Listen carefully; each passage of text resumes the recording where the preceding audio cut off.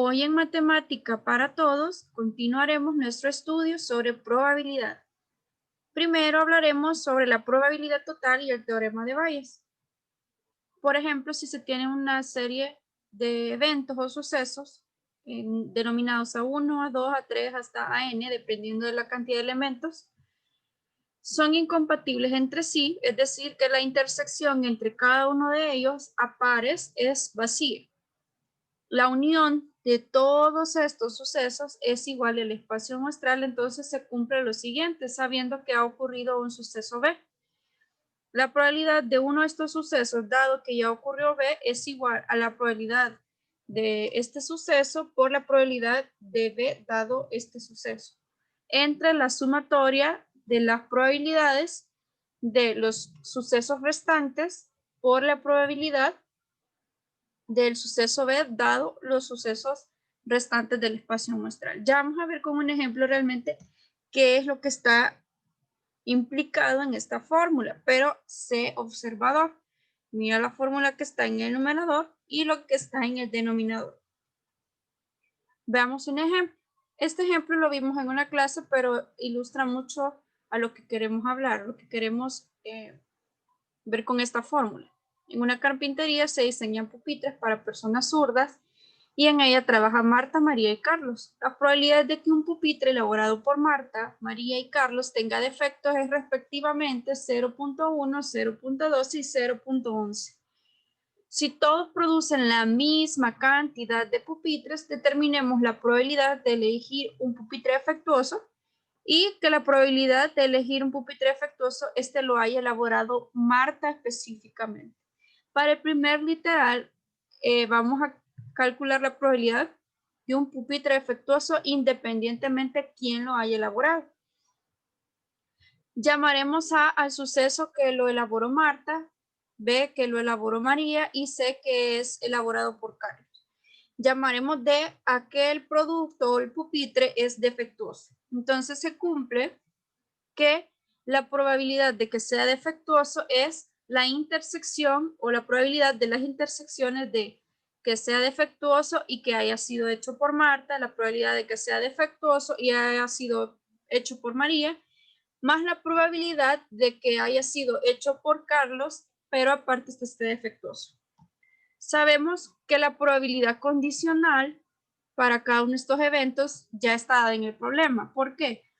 ¿Qué significa la probabilidad de D dado A? Es decir, ¿cuál es la probabilidad de que sea defectuoso dado que fue hecho por Marta? Pero eso ya lo dice el problema, que es 0.1. Lo mismo sucede con la probabilidad de que esté defectuoso dado que fue hecho por María y la probabilidad de que sea defectuoso dado que fue hecho por Carlos. Son las probabilidades que mencionaba el problema.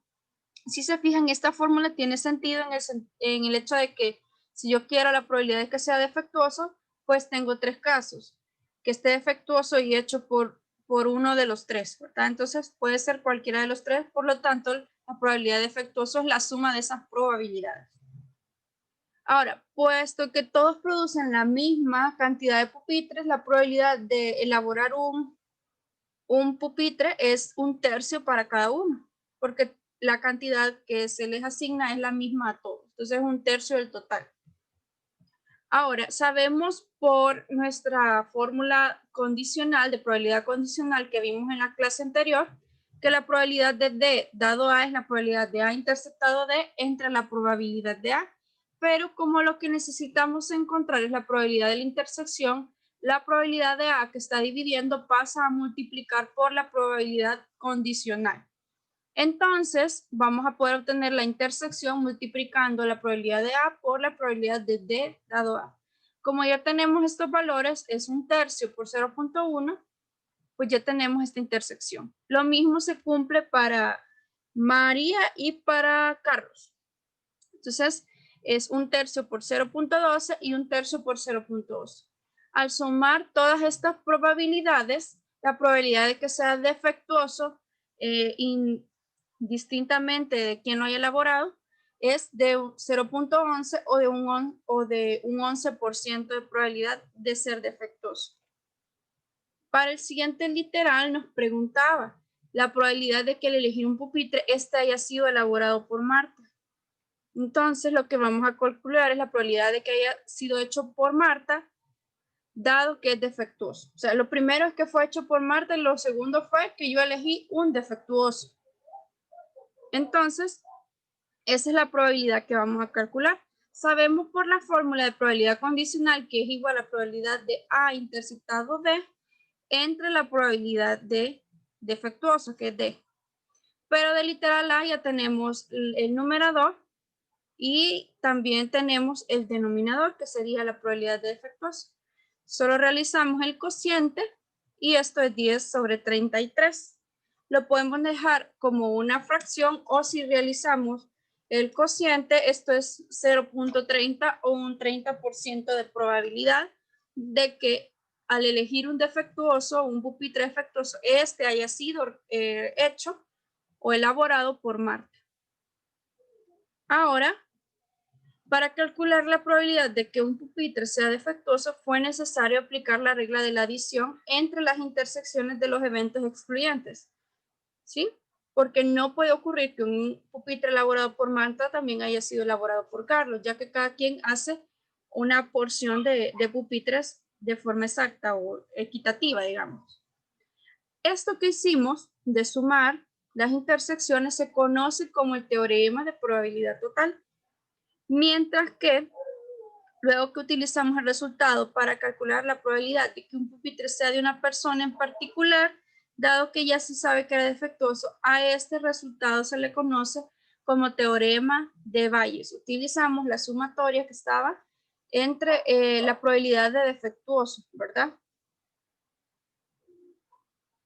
Hablemos un poquito sobre experimentos independientes. Veamos este problema para tener una pequeña noción de cuándo dos experimentos van a ser independientes entre sí. Tenemos estos dos experimentos y dos sucesos.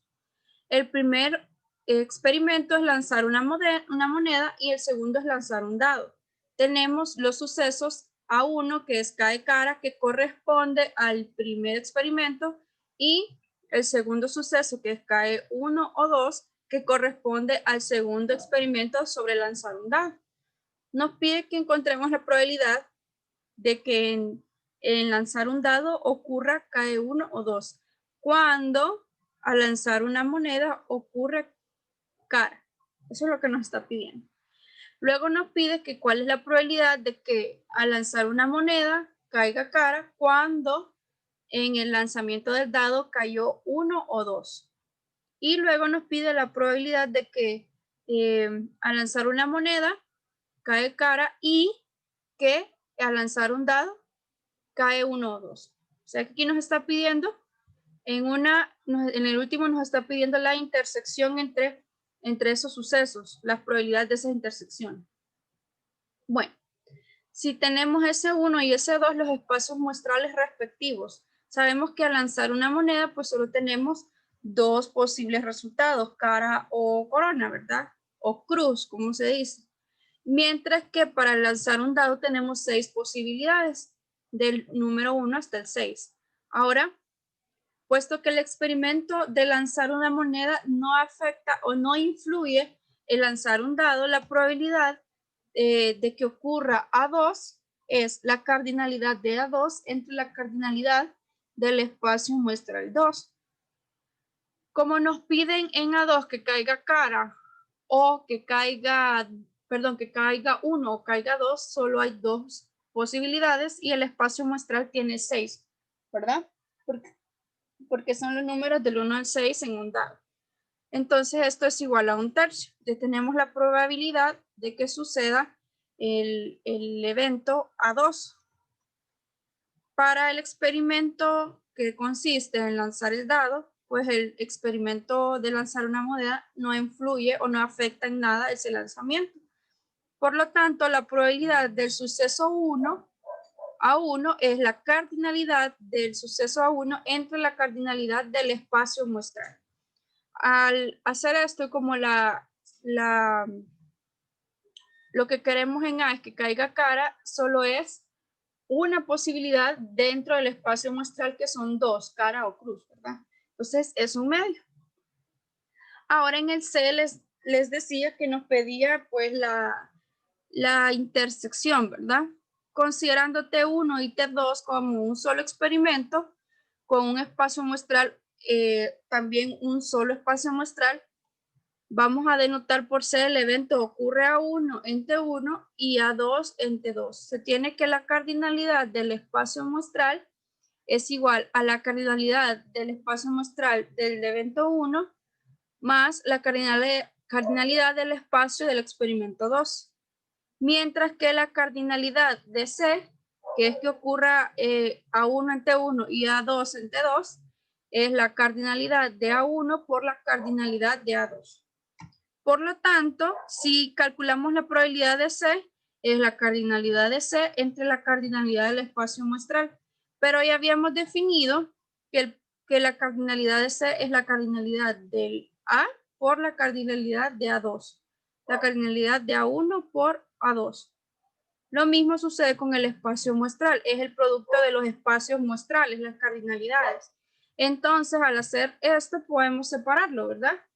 Pero si se fijan, lo que está en la primera fracción, pues es el suceso A1 y el que está en la otra fracción es el suceso A2. Entonces es un tercio por un medio, es un sexto.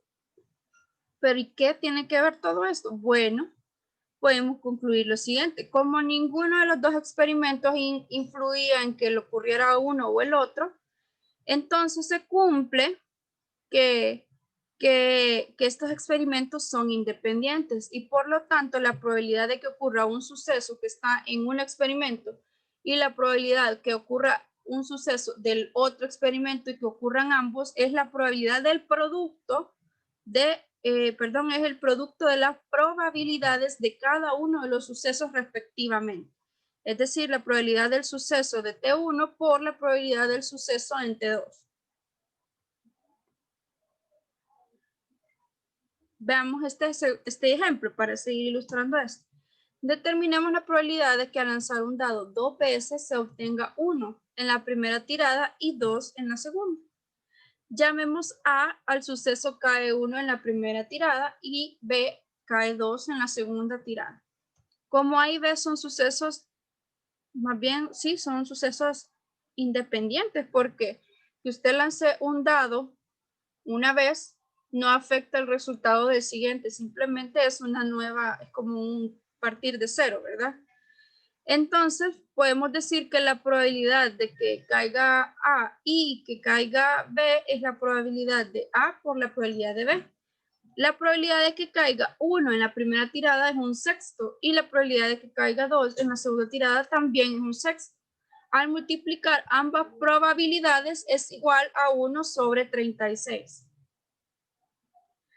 Veamos un poquito sobre experimentos independientes, que como decíamos eran sucesos que no intervienen en la ocurrencia del otro, y sobre combinaciones. Vamos a hablar sobre un tipo de distribución de probabilidad. Cuando hablamos de distribución de probabilidad, es el valor que la función de probabilidad le asigna a la variable. Por ejemplo, tenemos una variable aleatoria X, que es una distribución de probabilidad binomial, y se escribe de esta forma. X es igual a B, N, P. Cuando la variable cuenta el número de veces que ocurre un suceso A al realizar un experimento N veces, depende de los parámetros N y P. N es la cantidad de veces que se realiza y P se le llama éxito, es decir, es la probabilidad de que ocurra algo en específico. Las N veces que se realizan los experimentos son independientes. Estamos hablando de sucesos independientes entre sí. Y la función de probabilidad que sigue una función binomial es la probabilidad de que la variable aleatoria tome el valor de X es igual a N combinado X por P a la X por 1 menos P, que esto también es llamado Q, que es el fracaso o es el complemento de P, porque si P es éxito, Q es fracaso, que es lo mismo que 1 menos P, su complemento, a la N menos X. Veamos un ejemplo de cómo funciona la probabilidad, la distribución de probabilidad binomial. Calculemos la probabilidad de otorgar 4 becas, sabiendo que entre 6 postulaciones solo el 90% de las personas lo obtienen. Bueno, Veamos la solución. N es el número de veces que se realiza el experimento. Normalmente ustedes van a poder identificar N porque es el valor más grande que hay entre los datos que se obtienen. Ahora, 4 es el valor que queremos que tome la variable aleatoria, porque queremos que se otorguen 4 becas. Entonces, X tiene que valer 4, es el valor que queremos que tome la variable. P es el éxito, la probabilidad de que las personas obtengan la beca es de un 90%, es decir, 0.9. Y Q, que es el complemento, es 0.10 porque es lo que falta para que sea 1. O se obtiene haciendo 1 menos 0.90. Al sustituir en nuestra fórmula tenemos la probabilidad de que X valga 4 es igual a de 6, combino 4 por P, que es 0.9 a la 4, por 1 menos P, que es Q, 0.10, elevado a la 6 menos 4, que esto viene a ser 2. Al hacer esto obtenemos 0.0984 y si lo vemos como un porcentaje, hay prácticamente aproximadamente un 10% de probabilidad de que ocurra de que se otorguen exactamente esas 4 becas. O sea, es una probabilidad bien baja.